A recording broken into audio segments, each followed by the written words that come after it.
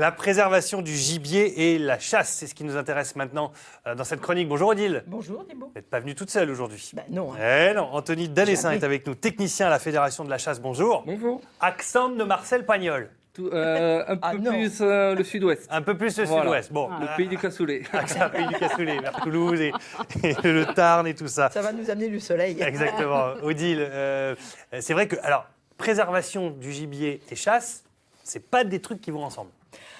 Alors en fait, moi j'ai voulu inviter Anthony aujourd'hui parce que évidemment tout le monde voit les chasseurs. Aujourd'hui, c'est vrai qu'on les voit en On plaine. les entend surtout. Oui, mais on les voit parce qu'ils sont quand même en orange, il y a les chiens et tout. Ouais. Mais il faut bien savoir que la chasse, c'est une affaire de longue haleine, je dirais. Et il y a toute une préservation, mais surtout, il y a tous des aménagements. C'est toute l'année qu'on travaille pour la chasse. Les chasseurs n'ont pas que le fusil. Ils ont aussi, il faut qu'ils plantent, il faut qu'ils préservent, il faut qu'ils... Et c'est pas que pour le gibier qu'on va tuer. C'est vraiment... Anthony, il travaille vraiment sur de l'aménagement, sur de la conservation de la nature. Alors justement, Anthony, c'est quoi le métier de technicien à la Fédération Voilà. de chasse? Donc Qu'est-ce que vous faites? mon boulot, c'est de prodiguer des conseils et convaincre les gestionnaires de territoire, qui peuvent être des chasseurs, des agriculteurs et même des collectivités, à aménager leur territoire. Le chasseur, je dis toujours, est un paysan, mais dans le sens un peu noble. Un paysan, c'est quelqu'un qui vit au pays et qui l'aménage à hauteur de ses moyens. Et le chasseur, en plantant une haie, bien sûr, il va le faire pour le gibier, pour la chasse. Mais indirectement, cette haie qu'il va planter va permettre aux promeneurs un peu d'améliorer le cadre de vie paysager. Elle va permettre à tout un cortège d'espèces qui ont besoin de la haie d'assurer tout leur cycle de vie. Dans une haie, on va trouver des passereaux qui vont y nicher, des chauves-souris qui vont pouvoir s'alimenter à travers les insectes qui vont se réfugier dedans. Donc c'est tout un réseau qui permet de faire vivre un petit peu cette biodiversité. On va voir concrètement à quoi ça ressemble avec ce reportage de Laurent Pénichou et Benoît Henrion dans la Somme. Ils ont suivi au plus près un agriculteur justement qui tout au long de l'année entretient, crée des haies, crée des mares. Et on va voir que juste en posant la caméra, toute la faune est revenue. Oh là là, poule. Regarde ça. Regarde le lièvre là-bas au bout. Oh là là là là. Dans les champs d'Ernie, le gibier vit comme un coq en pâte. Depuis des années, Eric, agriculteur et chasseur, rend leur environnement plus accueillant. Il a par exemple créé des mares en bordure de ses champs. Ah, c'est une mare. C'est une mare qui est normalement pleine, qui est anormalement sèche, vu l'année exceptionnelle qu'on vient de passer.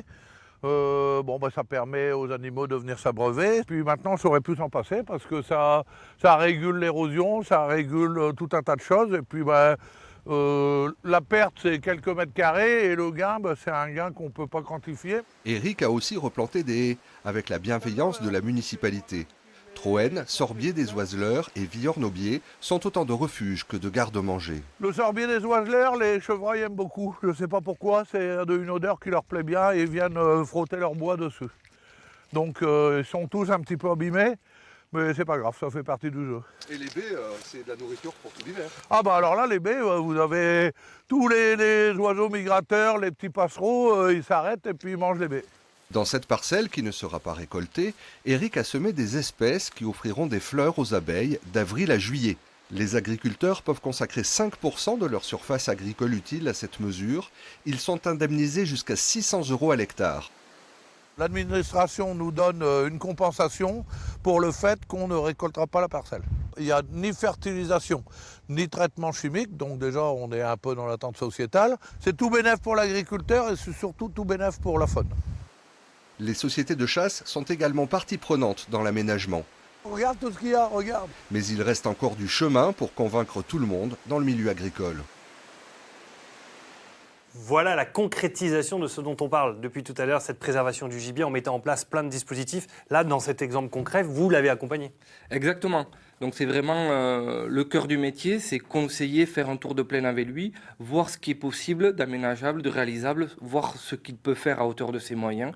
Et voilà, Eric est quelqu'un qu'on connaît et qui œuvre depuis longtemps dans la préservation de la chasse. Et comme il le dit si bien, ça permet aussi de préserver les milieux, de lutter contre l'érosion et de pouvoir chasser dans un milieu sympathique. C'est nouveau ou pas ça, Odile? C'est quelque chose de récent ou de revenir à ses anciennes racines, de dire il faut faire des mares, il faut fabriquer des haies et revenir à des valeurs un peu plus traditionnelles que tout aplanir, faire que de l'agriculture intensive. Non, mais je pense qu'on en a toujours, on l'a toujours fait un petit peu, mais là, c'est vrai qu'on remet peut-être un petit peu l'accent là-dessus, parce que c'est vrai que les promeneurs maintenant sont là, et il faut aussi qu'ils en trouvent un intérêt, quoi. Tout à fait. On essaie de revenir un peu entre un bon sens un peu paysan et pragmatique, aménager intelligemment avec l'ensemble des acteurs. La haie va profiter, comme je disais, aux randonneurs.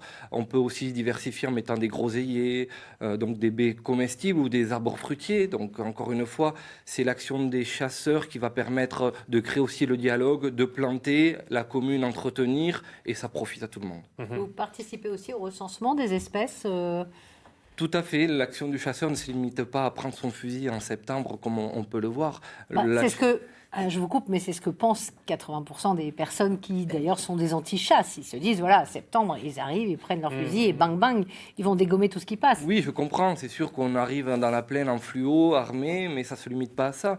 La chasse, c'est vraiment toute l'année. Il faut mettre les agrès noirs pour permettre au petit gibier de se nourrir. Mais ces agrès noirs-là, ils permettent à une vingtaine d'espèces de se nourrir, des passereaux, des rongeurs. Il faut aménager, il faut aussi compter le gibier pour savoir ce qu'on a sur son territoire et voir un petit peu ce qu'on peut prélever. C'est pour ça que le chasseur ancré dans son territoire gère à sa façon, prélève bien sûr, mais il y a aussi, après l'acte de prélèvement, il y a tout ce qui est l'art de la table, du gibier, qui pourrait faire l'objet d'une émission rien que... Je viens de faire hier un sanglier à la goulash. Ça, c'est un goulash au sanglier. Prélever, c'est un mot que quand même un peu... je trouve qu'il ne va pas. pas. Mais réguler, alors. Voilà, peut-être réguler si on réguler. veut, mais quelque part, on se dit que la nature se régule aussi d'elle-même.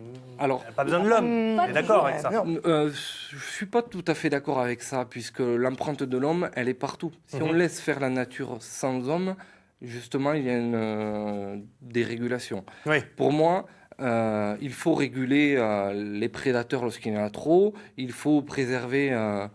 c'est pour ça que le mot prélèvement, je trouve qu'il va bien, puisqu'on va vraiment prélever le fruit de leur production, le surplus qu'on peut, pour permettre aux années prochaines... Oui, mais ça, c'est vous qui dites ça. Est-ce que l'ensemble des chasseurs est dans une démarche de prélèvement et pas juste de loisir du dimanche après-midi pour se faire plaisir?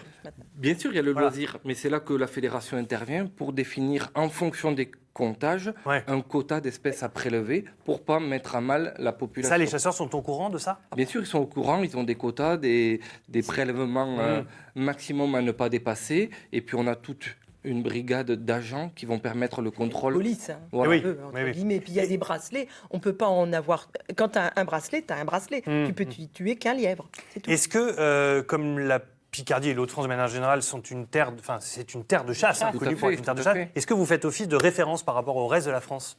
D'autres régions qui regardent un peu comment vous travaillez pour dire l'exemple des Hauts-de-France, il est pas mal quand même. Tout à fait, moi qui ne viens pas de cette région-là, j'ai été étonnamment surpris, la passion des gens autour de la chasse et la volonté qu'ils ont aménagée. C'est vrai que jamais j'aurais cru que moi, venant d'une petite bourgade du sud de la France, j'arrive, je vais conseiller de mettre une haie là, une bande de maïs, et l'agriculteur ou le chasseur va réaliser cet aménagement-là. C'est vraiment Et fabuleux. qu'est-ce que vous êtes dit, vous, justement? Vous venez d'où exactement? De quel endroit? De quelle région? Alors, Villefranche-de-Lauragais, c'est entre Toulouse et Carcassonne. D'accord. À un moment donné, il y a votre téléphone qui a sonné, on vous a dit, Hop là. il faut monter. Vous êtes où? C'est basé à... Alors, nous, on est à la Motte-Brebière, au Voilà. pied d'Amiens. Bon. Et donc, c'est des métiers passion. Donc Non, mais vous êtes dit quoi? Vous êtes dit quoi? Attendez, il faut que je traverse toute la France, que je quitte ma région pour il aller... vous fait bienvenue chez les ch'tis, Voilà, version. c'est ça. Vous êtes dit quoi? C'est ça. Ben, je me suis dit que je sortais de l'école, je voulais travailler dans l'environnement, je suis un passionné. Et puis, je suis parti dans la Somme. Pour moi, c'était un CDD de 2 ans. Au final, si je voulais faire mes premiers bagages et revenir. Et puis voilà. Ça fait combien d'années que vous êtes là? Ça fait 11 ans, une picarde m'a retenu. Et puis, Ah, il y a toujours une raison derrière. au Il y a plus grand toujours malheur de un mes truc. parents, puisque je ne redescends plus. Mais voilà, ça fait... Ah, la picarde, c'est retenir. Hein. Ah, ouais, voilà. Et là, il y a un très gros programme de plantation de haies qui est mis en place. Il y a eu un Alors voilà. protocole, quoi. Tout à fait, on a plusieurs partenariats pour planter des haies. On en a avec le conseil régional, on en a avec le conseil départemental, puisque depuis peu, on peut planter le long de certaines routes départementales. Et puis après, on a un partenariat qui s'appelle Symbiose avec les agriculteurs pour justement mettre un peu plus de biodiversité dans les zones agricoles. Ça va très bien. Merci beaucoup d'être venu jusqu'à Merci nous, à vous. Anthony. Je voulais remercier Dominique Geste aussi. Toutes les images que vous avez vues derrière sont magnifiques. Les images de lièvres, les images des biches qui oiseaux. traversent les champs et tout. C'est votre associé qui nous a fourni ces images. JLD, là, Dominique Geste. Merci pour ces images. Merci Odile de nous avoir parlé de cette biodiversité avec les chasseurs. Ça Non, permet puis c'est de intéressant. mieux je veux comprendre. dire, ouais. En fait, on montre un petit peu la face Un autre cachée, côté, je dirais. voilà. Ce Voilà. que nous, on ne connaît pas. Voilà, tout à fait. Et bon courage J'ai pour voulu votre partager. vie dans la région. Merci. Bonjour au sud-ouest. Merci. Allez, nous on file à Lille, enfin à Los précisément, à côté de Lille, pour continuer de découvrir un petit peu ce que fait cette association en roue libre que nous présente Manu ce matin avec ses vieux vélos. C'est parti.